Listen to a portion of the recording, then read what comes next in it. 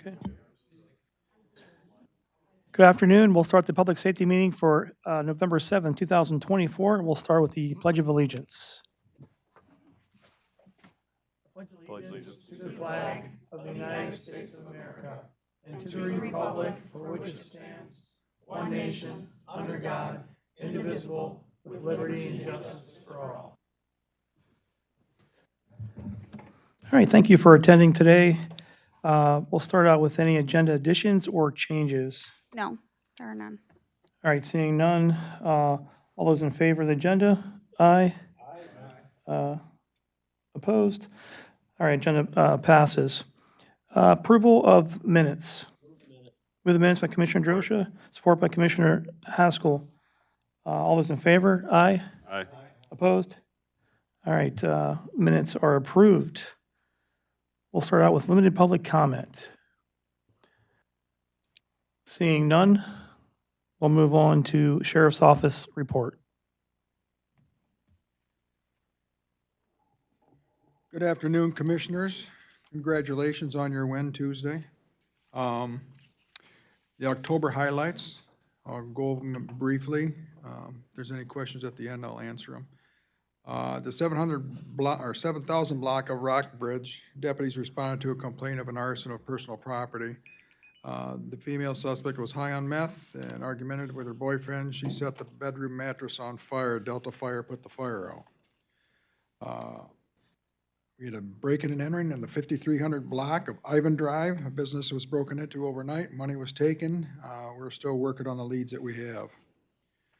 October 4th, the 7,000 block of Adair Court, a VA crisis line called stating the male was making suicidal and homicidal comments. Male said he wanted to kill himself and the Trump supporters. He called inside the residence and the suicide male answered the phone and told me he was armed himself and going outside. While on the phone, the male racked a shotgun, which could be heard over the phone. The male continued saying he was homicidal and suicidal and wanted to kill cops. He stayed at the scene, and the male eventually left the house. We were able to make a traffic stop on him and take him into protective custody, and the male was taken to a local hospital for treatment. On October 10th, have a traffic stop. One of our deputies near Eaton Rapids, the driver of the car, was arrested for possession of meth and having a handgun. Same day, the deputy was working on Oneida Township and was parked on Eaton Highway near Cochrane. He heard 10 to 15 rounds being shot towards his patrol vehicle when he was sitting there. Nothing hit the vehicle, although several people in the area heard the shots as well. The investigation does not appear the deputy was targeted at all. The shooter just didn't have proper backstop to stop the bullets. On October 11th, deputies responded to the 1,000 block of Endicott Court on a report of a domestic assault. A male had assaulted and strangled his pregnant girlfriend. He was observed walking on Maycroft. The suspect was not cooperative and was eventually taken into custody on the trail behind the library. October 12th, deputies responded to a found firearm at the Tin Can Bar in Saginaw Highway. The manager was doing a parking lot sweep at the end of business hours. There was a physical fight there earlier, and they were looking for something in the lot. We were able to locate the owner of the gun. On the same day, deputies responded to a report of a Hyundai vehicle which crashed into a pole on Anacapri Boulevard in Montevideo. The crashed vehicle had been there for a while. Our deputies investigator revealed that this vehicle was stolen out of Lansing, but the theft had not yet been reported to the Lansing Police Department. Later, deputies responded to a report of another vehicle in the theft in this area, and it appears that after they crashed the car, the suspect stole another car and fled the area. October 15th, deputies responded to a retail fraud at Walmart. 2 suspects walked out of Walmart with a couple $100 worth of merchandise. This happens all the time. They just walk right out. Pretty bold. These same suspects have stolen merchandise there before. When deputies located the suspects and attempted to stop them, they fled in a vehicle. We did not pursue the vehicle. We were able to get pictures from Walmart to ID the suspects. We checked a few addresses and were able to locate the suspects. After a lot of investigation interviews, the deputies were able to positively identify and arrest them. One of the suspects had an absconding warrant for the last 7 years and was using someone else's ID. It's a great investigation by the deputies involved with that investigation. October 17th, deputies investigated a home invasion in the 7,000 block of Peck Road in Hamlin Township. A male suspect broke into the garage in the house. He stole a weed trimmer, power washer from the garage, and a handgun from the house. Through investigation, we were able to identify the suspect. We requested arrest warrants from the prosecutor's office. October 19th, OWI crash. Deputies were dispatched to a hit-and-run crash on Saginaw at Mall Drive South. One of the vehicles left the scene eastbound on Saginaw Highway, dragging a sparked wheel. A witness from the One North Kitchen and Bar called and said they saw individuals ditch in the car near One North and leave eastbound on Saginaw. Deputies located the people and fled from the car.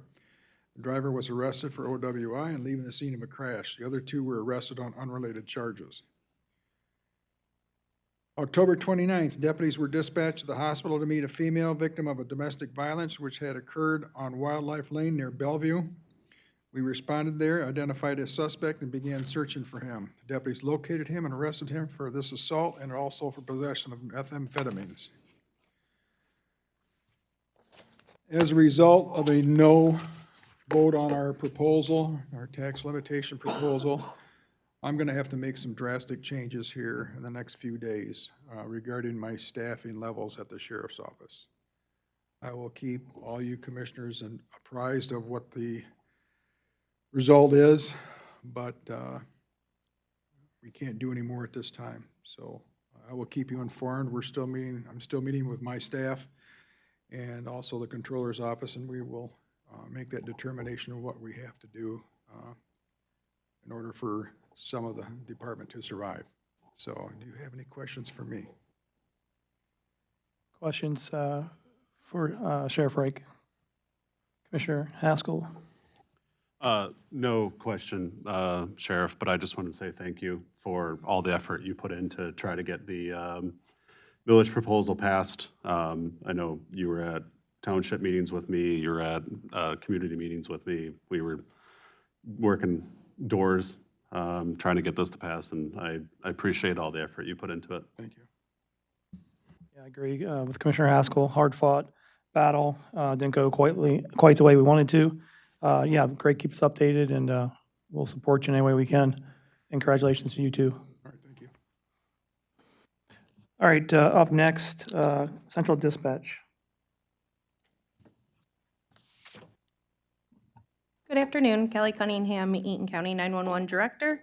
As you can tell from the sheriff's report, we had a very busy month also. And some other things operation-wise, we did celebrate telecommunicator Kaylee Cavender's 5 years of service with Eaton County 911. Telecommunicator Lane Powers successfully completed the training program. We do have one open hiring process for a telecommunicator vacancy. And in October, we were able to go to Frankenmuth with Michigan APCO, where the 2024 Michigan APCO Team of the Year was presented with the combined teams of Clinton County 911 and Eaton County 911 for their incredible response to the mass casualty incident on May 18th, 2024 that occurred in Water Township in Clinton County. And then also John Merrick was awarded the 2024 Michigan APCO Information Technologist of the Year. And October is very busy because it does have Fire Prevention Month, and all of our fire departments that we dispatch for invite us to attend their open houses. So we attended Benton Township Fire Department, Charlotte Fire Department, Hamlin Township Fire Department, and Grand Ledge and Olivet. And so we staff that with our public relations team. They teach kids about how to call 911, what information is important, and then we also pass out some take-homes, candies, but it's all has a message of text Eaton to 67283 so that they sign up for emergency alerts. And that is all I have for my report. All right, any questions for Kelly? I had a quick question. That accident recently, the MCI accident on I-96 and 52, did Eaton County have a lot to do with that? Are you sending units or Not just really. curious? All right, Nope, they didn't ask for much help from us, so, all right. All right, thank you very much for your report. thank you. All right, moving on next, emergency management report.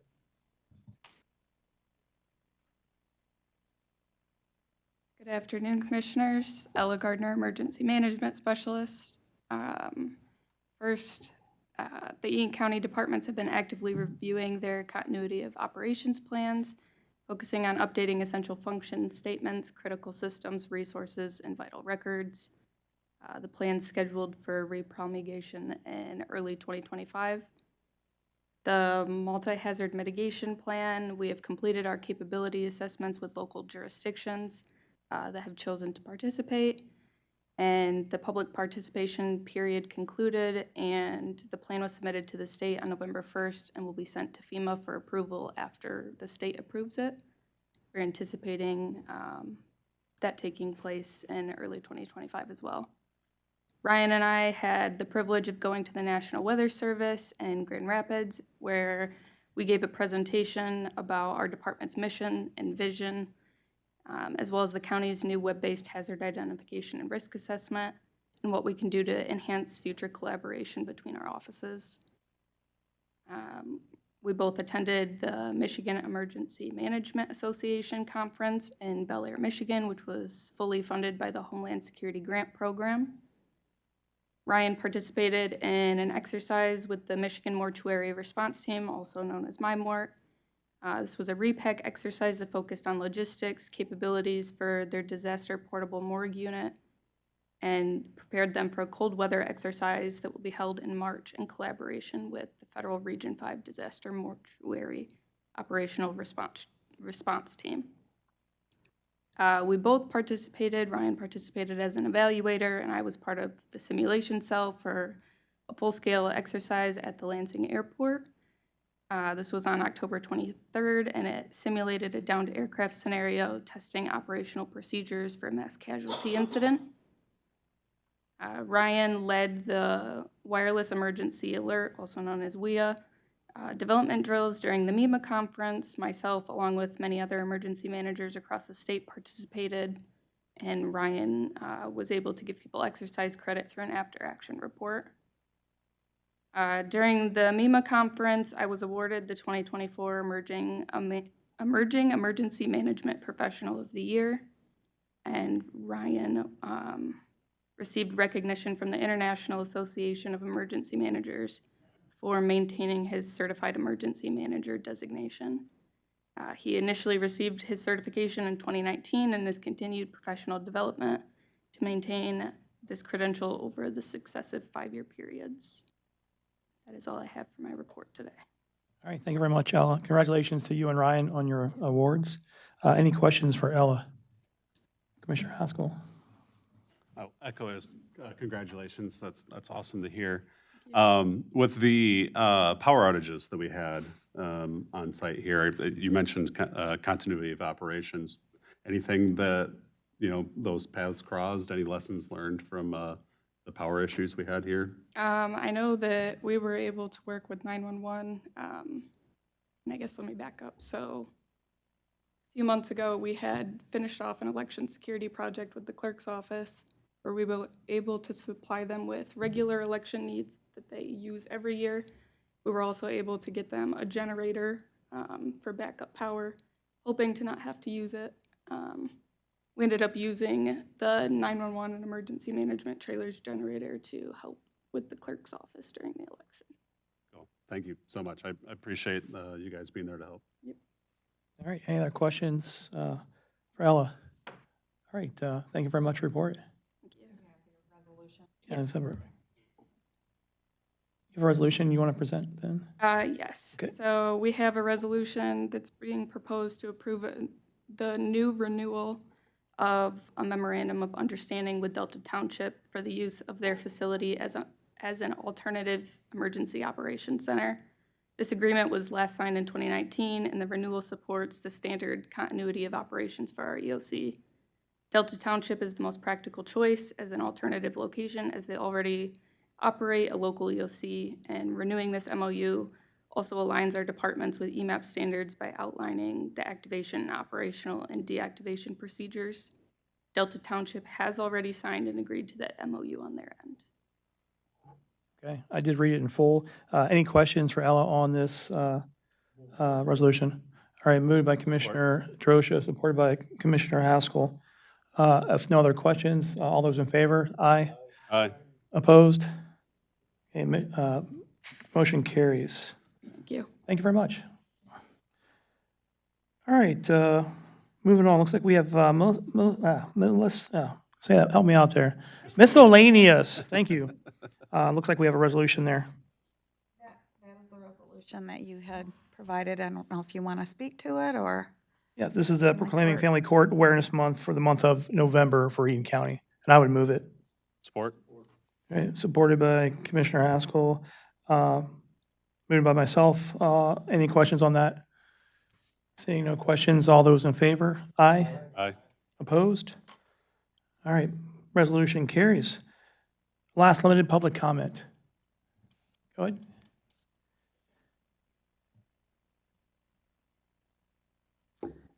Good afternoon. I'm Jennifer Hood. I'm a Delta Township resident, and I understand I have 3 minutes or less, so if I'm over, please cut me off. Thank you.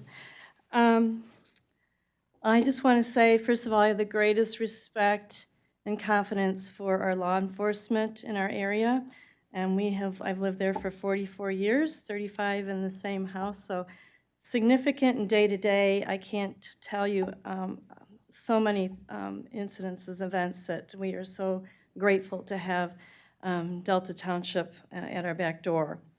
I'm here today because I'm not actually sure this is within your purview, but it's an issue that is significant. I thought I'd start at the grassroots first. It has to do with, I'm sure you're really thrilled about it, the separate tax limitation proposal. I think I'm just going to read it real quick just to hear it, because if you hear it, it's more convoluted even more than when you read it. Shall separate tax limitations be established for an indefinite period or until altered by the voters of the county for the County of Eaton and the townships and the intermediate school district within the county, the aggregate of which shall not exceed 9.7 mils as follows. Okay. I did my homework before I voted on this proposal. I talked to several people. I also talked to people in law enforcement. I read about this proposal, and the reason I did such an in-depth homework, it was so difficult to understand. I'm not the only one, but I'm speaking for myself. I studied it. I realized how I was going to vote for it. I was going to support the resources. I got to the polling booth, and I read that proposal 4 times, still. And I was afraid I was going to check the wrong box. And I know of somebody that did check the wrong box. He wanted to support it, but he thought, well, limitations to law enforcement, and what's this separate from what? I mean, it was so convoluted. And he voted early, and he regretted that, so basically I canceled out his votes. So, but my point is, we have voted in favor of millages for decades, and they've been straightforward. And I understand that the language doesn't come here. I know you didn't have any control of it. I read a WLNS article whereby somebody, I think it was the communications director, said this comes from the state constitution and its statutes. My question is, we don't have to answer it, but my question is then why were the previous millage proposals much clearer? I was a former English teacher, and I couldn't understand it. And for future millages, again, just for the record, they should have 2 things. They should have the audience in mind. So what is this proposal about, and what do you want the voters to do? The words separate and limitations, to this day, I don't know what that means in the proposal. I know how I voted, and I'm not saying a clear proposal would have changed the outcome, but it certainly wouldn't have hindered it. As I said, I know at least one person that says, I didn't want to like limit the police. I didn't want, so for what it's worth. Also, we were unaware that, that the county was relying so much on federal funds till most recently. So maybe knowing that further in advance. So I guess my only question is why was this ballot written so such a cumbersome ballot when previous ballots were not done that way? Okay, sorry, thank you. Thank you very much for your comments. We appreciate it. All right, any other limited public comments? Seeing none, we'll adjourn to next month, last meeting of the year for public safety.